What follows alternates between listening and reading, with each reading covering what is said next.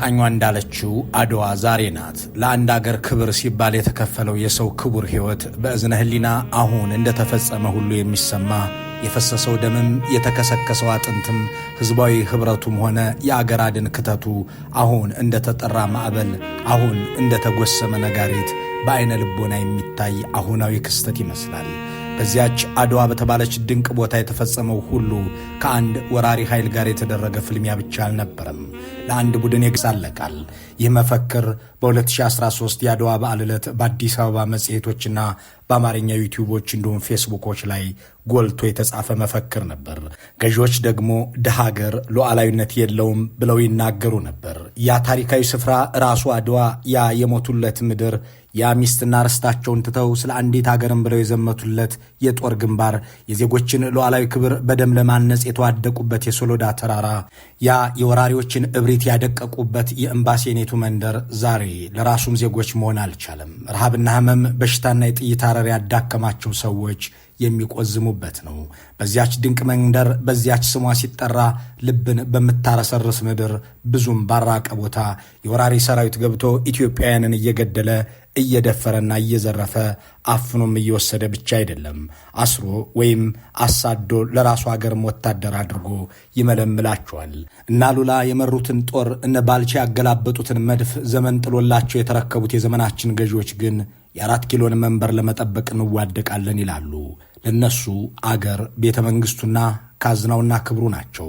መከላከያ ለውጡን የሚደግፈው በሁለት ምክንያት ነው። ለውጡ የህዝብ ነው፣ አንድ፣ ሁለተኛ በማንኛውም ጽንፈኛ ኢትዮጵያ መፍረስ ስለሌለባት ነው። የኢትዮጵያ ሉዓላዊነት የመጨረሻ ምሽግ ነው የሚባለው ለዚህ ነው። እኛ የምንዋጋው ለዚህ ነው።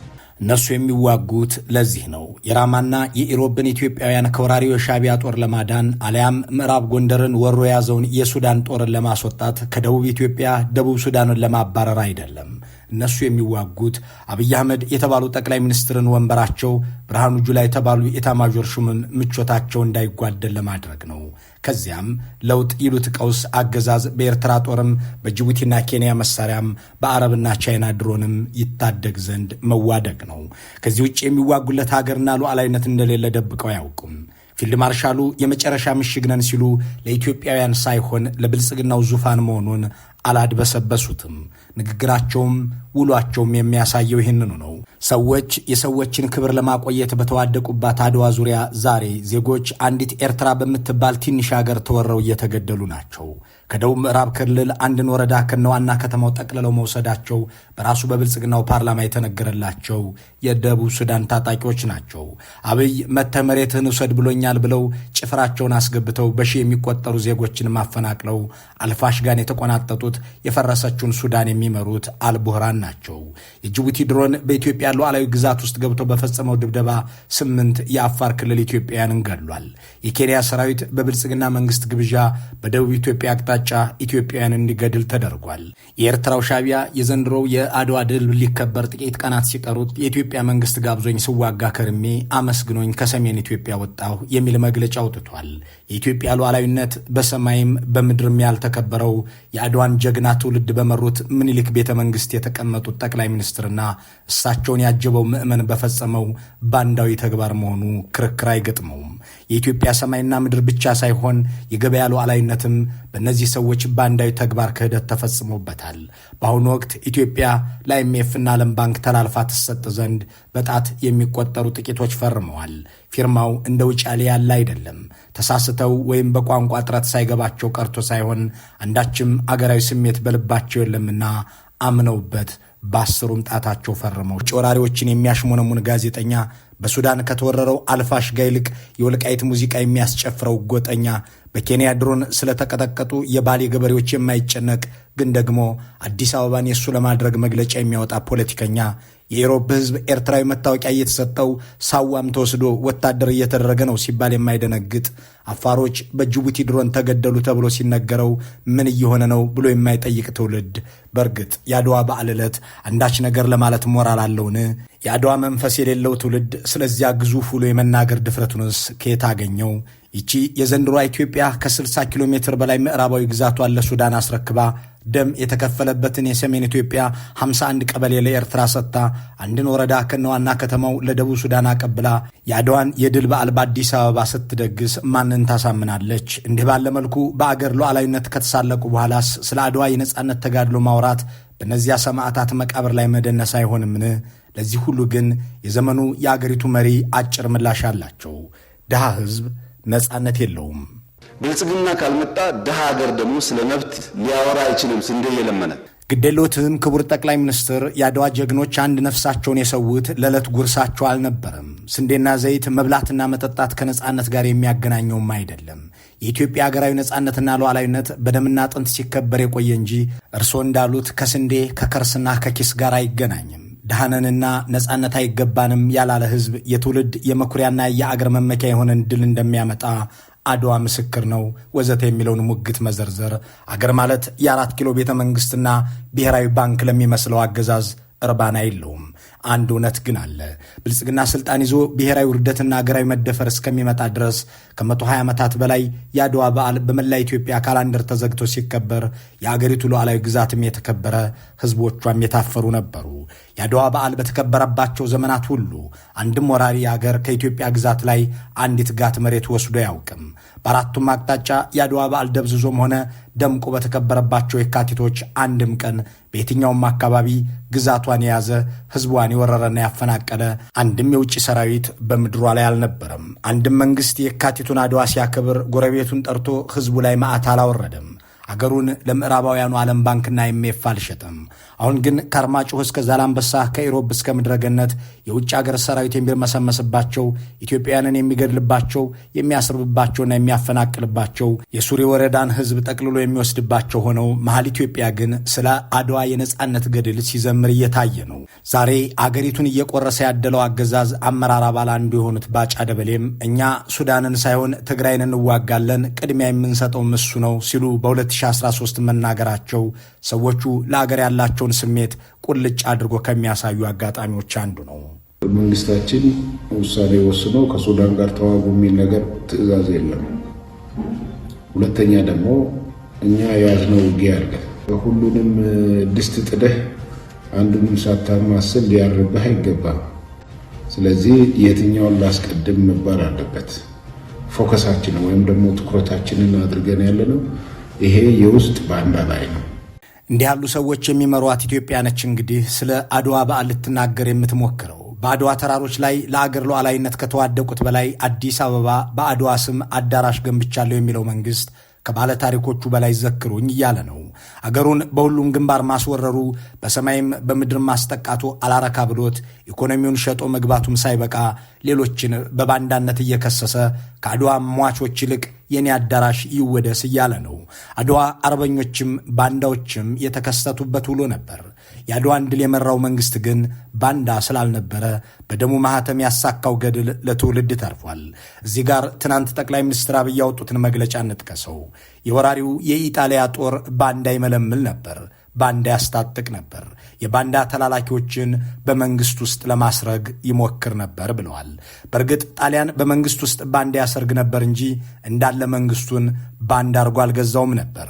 የብልጽግና መንግስት ግን እንዳለ ባንዳ ሆኖ አገርን ለጎረቤቶቹ ቆራርሶ ኢኮኖሚን ለIMF ሰጥቶ ሌሎችን በባንዳነት ሊፈርጅ የሚታትር ስሙንም ለሌላ ለማውረስ የሚደክም ሆኗል።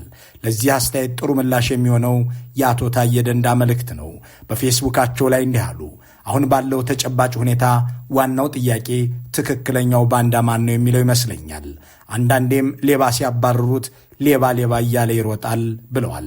በእርግጥም ጎረቤቶቹን እየጠራ ግዛት የሚያስወስድ ሕዝብን የሚያስጠቃ ለአሜሪካም እሰልል ነበር ብሎ አፉን ሞልቶ የሚናገር የኤርትራ የውጭ ጉዳይ ሚኒስትር ነኝ ብሎ በኩራት የሚተርክ የአገርን ጥቅም አሳልፎ ለመስጠት በካይሮ ቤተ መንግሥት ምሎ የሚመለስ መሪና መንግሥት ስለ ሌሎች ባንዳነት ሊያወራ ይችላልን? ከቶ የጣሊያን ባንዶችስ ቢሳካላቸው ከዚህ በላይ ምን ያደርጉ ነበር? ደግሞም ኩራት መስሏቸው እንዲህ ይላሉ። ባለፉት 6 ዓመታት ከየትኛውም ጎረቤት ጋር ሲተኮስብን አልተኮስንም። ከብልጽግና በፊት ኢህአደግ በ1983-84 መንግስት ከሆነ በኋላ በ5-6 ዓመታት ውስጥ በርካታ ውጊያዎች ከሁሉም ጎረቤቶቻችን በሚባል ደረጃ አድርጓል። ብታምኑም ባታምኑም ባለፉት 6 ዓመታት ከአንድም ጎረቤቶቻችን ጋር ከቃላት ጦርነት ያለፈ አንዲት ጥይት አልተቀያየርንም። ባለፉት 6 ዓመታት የኢትዮጵያ ጎረቤት ሆኖ ኢትዮጵያን ገብቶ ያልተዋጋ የለም። ሁሉም ጎረቤቶች መጠናቸው ቢለያይም ጦራቸው አቅዶም ተጋብዞም በኢትዮጵያ ውስጥ ገብቶ ጥቃት ፈጽሟል። ይህንን መከላከል የሚጠበቅበትን መንግስት የሚመሩት ጠቅላይ ሚኒስትሩ ግን አገርን ለመከላከል አንድም ጥይት አልተኮስንም ብለው በኩራት ይናገራሉ። በእርግጥ እሳቸው ከዚህ በተጨማሪ የሚያኮራቸው ተግባር ከኢትዮጵያ ጠላቶች ጋር መተባበር፣ ለኢትዮጵያ ባላንጣዎችን መሰለል እንደሆነ የአሜሪካ ሰላይ ነበርኩ ካሉ በኋላ መደምደም ይበቃ ነበር። አሳዛኙ ነገር በደምና አጥንት በተከበረች ሀገር ላይ መሪ ሆነው መቀመጣቸውና ያንን የአድዋ ድል ያመጣ መንግስት ጦርነቱን በመራበት ቤተ መንግስት ውስጥ መኖራቸው ነው የሚለውም ልክ ነው። አድዋ ዛሬ ናት የሚል ስንኝ ተጽፎ ሙዚቃ እንዲሆን ምክንያት የሆኑት የዚያ ዘመን ሰዎች 1000 ኪሎ ሜትሮችን አቆራርጠው አድዋ ሲዘምቱ ነፃነትና ሉዓላዊነት ለደሃ ሀገር ይገባልም ብለው አምነው ነው። ለአንድ ንጉሥ ስልጣን መጠናከር አሊያም ለአንድ ቡድን ልዩ ጥቅም ብለው አልነበረም። የአገር ክብር ገብቷቸው ምትክ የሌለው ነፍሳቸውን አስይዘው ዘምተዋል። ዘምተውም የአገርን ሉዓላዊነት በደምና ባጥንት አቆይተዋል። እዚህ ጋር በ2010 ክረምት የተፈጸመን አንድ ሁነት እናስታውስ። በዚያ የመደመር መንፈስ ውስጥ የነበረችው የዚያች ሰሞኗ ኢትዮጵያ በ2010 መገባደጃ ላይ የዩኒቨርሲቲ ፕሮፌሰሮቿን በቤተ መንግሥት ሰበሰበች። የወቅቱ የአገሪቱ ፖለቲካዊ ስበት ማዕከል ጠቅላይ ሚኒስትር አብይ ከፊት ለፊት ተቀምጠዋል። ገጣሚና ፊልም ሰሪዎችን ስለ ፊልም አጻጻፍና ስንኝ አሰናኘት፣ ሚኒስትሮቻቸውን ስለ ተቋም መሪነት፣ ጄኔራሎችን ስለ ጦር መሪነት ያስተምሩ ነበርና የዩኒቨርሲቲ ፕሮፌሰሮችንም ስለ መምህርነት ሊያሰለጥኗቸው በጠቅላይ ሚኒስትሩ ተጋብዘው ከምኒልክ ቤተ መንግሥት ግቢ ተገኙ።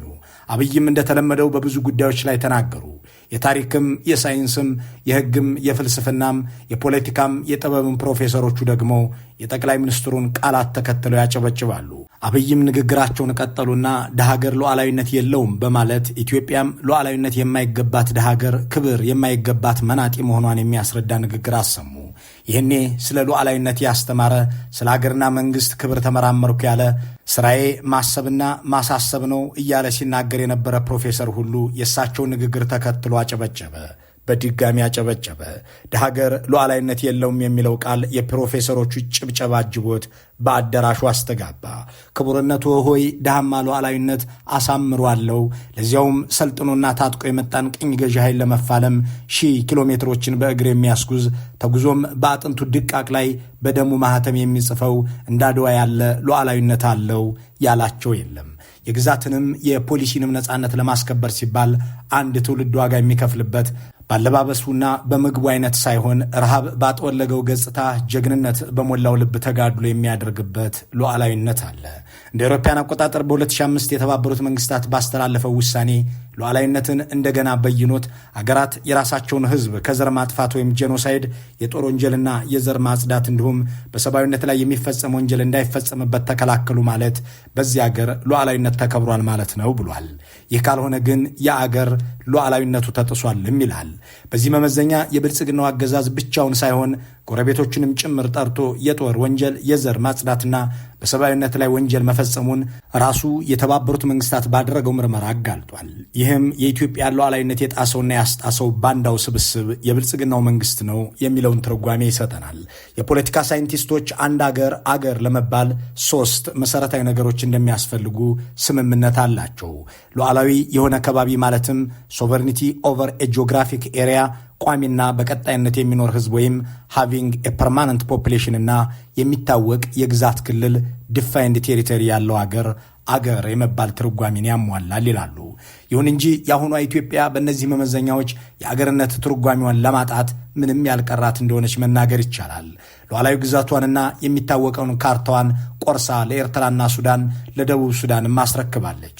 ኢትዮጵያዊንን ብለው በቋሚነትና በቀጣይነት ይኖሩ የነበሩ ህዝቦቿ በወራሪ የውጭ አገር መንግስታት ሰራዊት እየተገደሉና እየተፈናቀሉ ነው። ስለዚህ ህዝቧም ሆነ ግዛቷ ሉዓላዊ ያልሆነው ኢትዮጵያ አገር ለመባል ማሟላት ያለባትን ትርጓሜ እንደ ሸረሸረች መስማማት ይቻላል። ወዲህ ደግሞ 129ኛውን ሉዓላዊነትን በደም ያተመውን የአድዋ በዓልን አከብራለሁ ብላ ድግስ ላይ ደፋ ቀና የምትል አገር ነች።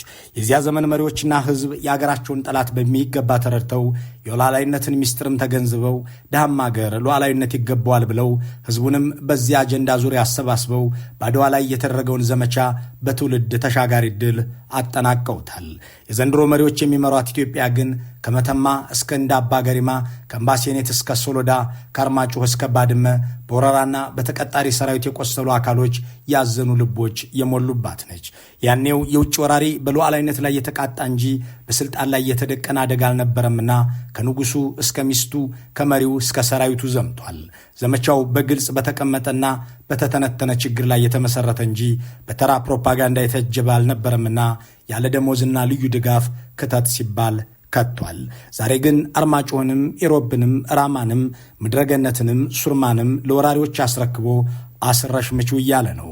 በምናብ ጉዞ አድዋ ዛሬ ናት፣ አድዋ ትናንት ያለችው ድምፃዊትም ዘንድሮ የሆነውን ሁሉ ባየች ጊዜ ዛሬስ አድዋ የለም ትናንት እንጂ ብትል የምትሳሳት አትሆንም።